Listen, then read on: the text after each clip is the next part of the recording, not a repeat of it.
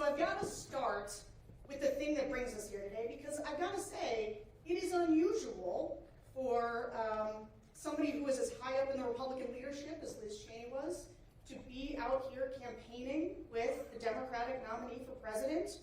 And so maybe why don't both of you tell us, but you start, you've actually marshaled unprecedented support from Republicans in this election. Why do you think that is? Thank you, Sarah. Thank you for being here, for your work, and the Congresswoman. Thank you.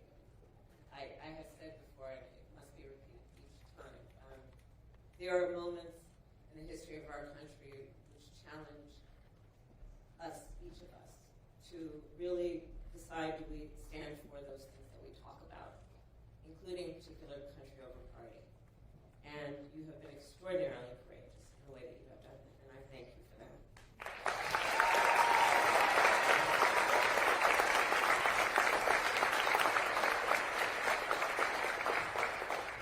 So, I have, in my career now, whether it was as the elected district attorney, elected attorney general, and then elected United States Senator, and of course now Vice President, I've counted that I have taken the oath of office 6 times.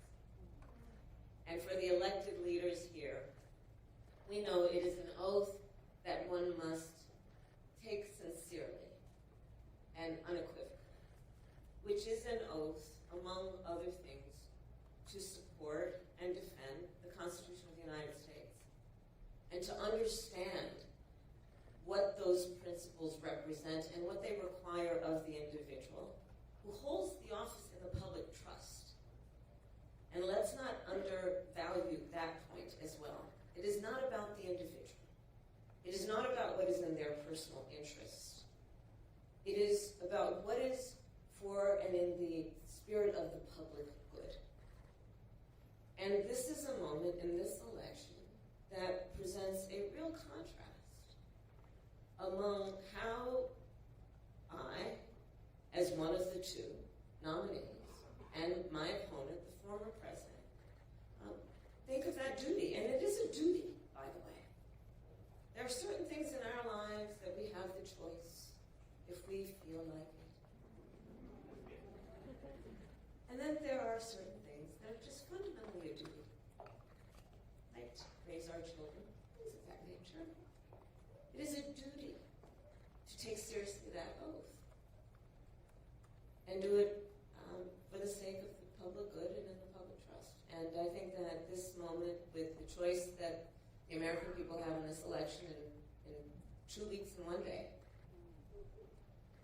this election is presenting, for the first time probably in certainly recent history, a very clear choice and difference between the 2 nominees.